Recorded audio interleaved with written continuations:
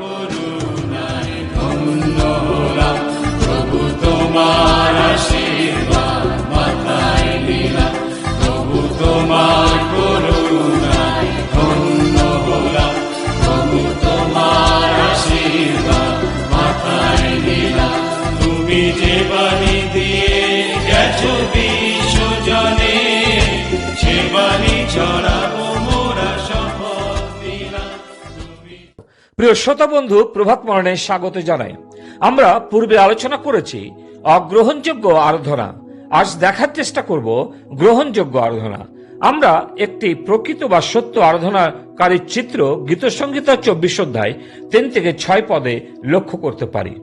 লেখা আছে, কে সদাপ্রভুর পর্বতে উঠিবে, যাহার অঞ্জলি নির্দোষ ও অন্তঃকরণ বিমল, যে অলিকতার দিকে প্রাণ উত্তোলন করে নাই, ছলভাবে শপথ করে নাই, সেই সদাপ্রভু হইতে আশীর্বাদ পাইবে, আপন ত্রাণেশ্বর হইতে ধার্মিকতা পাইবে।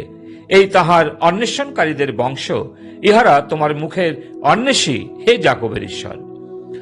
রাজা দাউদ স্পষ্ট করেছেন, প্রশ্ন করার মধ্য দিয়ে কে সদাপ্রভুর পর্বতে উঠতে পারবে। সবাই কিন্তু ঈশ্বরের আরাধনা করার জন্য যোগ্য নয় বা আরাধনা করতেও পারেন না। এক কথায় বলতে হলে বলা যায়, যার পাপের ক্ষমা হয়েছে এবং হৃদয়ে যে প্রভু যিশুকে গ্রহণ করেছে, কেবলমাত্র উদ্ধারপ্রাপ্ত ব্যক্তিরা ঈশ্বরের আরাধনা করতে পারে। প্রথমত লক্ষ্য করি যে ঈশ্বর আত্মা।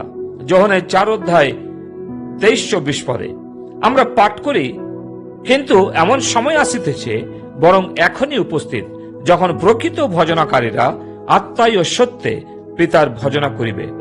কারণ বাস্তবিক পিতা এইরূপ ভজনাকারীদেরই অন্বেষণ করেন। ঈশ্বর আত্মা, আর যাহারা তাহার ভজনা করে তাহাদেরকে আত্মায় ও সত্যে ভজনা করিতে হইবে। ঈশ্বরকে কখনো কোনো মূর্তিতে রূপ দিতে পারি না, যেমন যিশায়া তার 40 অধ্যায় 18 থেকে 26 পদে উল্লেখ রয়েছে। তবে তোমরা কাহার সহিত ঈশ্বরের তুলনা দিবে? তাহার সদৃশ বলিয়া কি প্রকার মূর্তি উপস্থিত করিবে? শিল্পকর প্রতিমা ছাঁচে ঢালে, স্বর্ণকার তাহা স্বর্ণপাত্রে মোড়ে ও তাহার নিমিত্ত রৌপ্যের শৃঙ্খল প্রস্তুত করে। যে ব্যক্তি এরূপ উপহার দিতে পারে না, সে দুষ্পচ্য, কোন কাষ্ঠ মনোনীত করে। আপনার জন্য একজন বিজ্ঞ শিল্পকর খুঁজে, যেন সে এমন একটি প্রতিমা প্রস্তুত করে যা টলিবে না। কিন্তু সদাপ্রভু বলেন, অতএব তোমরা কাহার সহিত আমার উপমা দেবে যে আমি তাহার সদৃশ হইব? ইহা পবিত্রতম কহেন, ঊর্ধ্ব দিকে চক্ষু তুলিয়া দেখো, ওই সকলের সৃষ্টিকে করিয়াছে। ঈশ্বর যিনি সমস্ত দৃশ্য কি অদৃশ্য বস্তুর সৃষ্টি করেছেন, তাই আমরা কোন বস্তুতে ঈশ্বরের রূপ অঙ্কিত করতে পারি না। তিনি আত্মা, তাকে কোনো জায়গাতে আবদ্ধ করা যাবে না। যেমন জিরমীয় 23 অধ্যায় 23-24 পদে বলেন, সদাপ্রভু কহেন, আমি কি নিকটে ঈশ্বর, দূরের কি ঈশ্বর নহি? সদাপ্রভু কহেন, এমন গুপ্ত স্থানে কি কেউ লুকাইতে পারে যে আমি তাহাকে দেখিতে পাইব না? আমি কি স্বর্গ ও মর্ত ব্যাপিয়া থাকি না? ইহা সদাপ্রভু কহেন। ঈশ্বরের নিকটবর্তী হওয়ার জন্য ঈশ্বর ও মানুষের মধ্যে যে প্রাচীর ছিল, তা প্রভু যিশু বিচ্ছেদ দূর করে দিয়েছেন। যেমন মথি তার 27-51 পদে পাঠ করি, আর দেখো মন্দিরে তিরস্করিণী ওপর হইতে নিচ পর্যন্ত ছিড়িয়া 2 খান হইল। ইব্রিয় 10 অধ্যায় 11 থেকে 22 পদে লেখা আছে, পুরাতন নিয়মের যে সমস্ত নিয়ম প্রণালী সংস্কৃতিগুলি ছিল, সেগুলো সবই দূরবর্তী করেছেন। আমরা সেই নূতন ও জীবন্ত পথে যিশুর রক্তের গুণে পবিত্র স্থানে প্রবেশ করতে সাহস প্রাপ্ত হয়েছি। প্রভু যিশুর দ্বারাই আমাদের পাপ পক্ষে সম্ভবপর হয়েছে জীবন্ত ঈশ্বরের নিকটে এসে তার আরাধনা করা।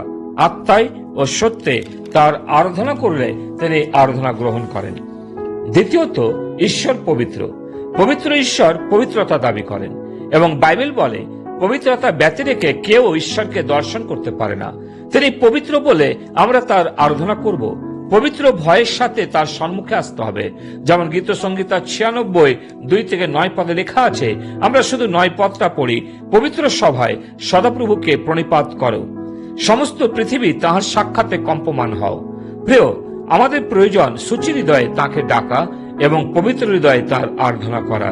যেমন ইব্রিয় 12 অধ্যায় 28-29 পদ বলে, অতএব কম্পনীয় রাজ্য পাইবার অধিকারী হওয়াতে আইসো আমরা সেই অনুগ্রহ অবলম্বন করি, যদ দ্বারা ভক্তি ও ভয় সহকারে ঈশ্বরের প্রীতিজনক আরাধনা করিতে পারি, কেননা আমাদের ঈশ্বর গ্রাসকারী অগ্নিস্বরূপ। নহিমিয়ার সময় ইসরায়েলীয়রা উপবাসের দ্বারা প্রস্তুতি নিত ঈশ্বরের আরাধনার জন্য, যেমন নহিমীয় 9:1 লেখা আছে।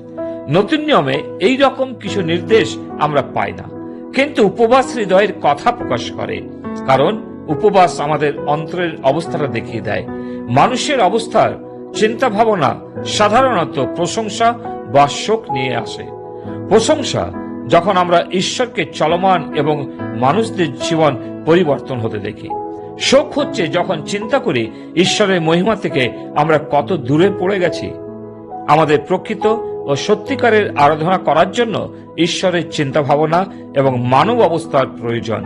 অতএব পবিত্র হৃদয়ে ঈশ্বরের আরাধনা করলে তিনি তা গ্রহণ করেন। প্রভু তিনি আমাদের আশীর্বাদ করুন, সাহায্য করুন, যেন সত্যে এবং আত্মায় আমরা জীবন্ত ঈশ্বরের আরাধনা করি। ঈশ্বরের বাক্যে আশীর্বাদ করুন। পিতা ঈশ্বর, তোমাকে ধন্যবাদ দিই। আজকে সকালে আমরা দেখেছি গ্রহণযোগ্য আরাধনা। প্রভু, যে আরাধনায় তুমি প্রীত হও, প্রভু অনুগ্রহ দাও যেন আমরা জীবন্ত ঈশ্বরকে, যিনি আত্মা, তাকে সত্যে এবং আত্মায় ভজনা করি। প্রভু যীশু খ্রিস্টের মধ্য দিয়ে যেন তোমাকে আমরা প্রীত করি।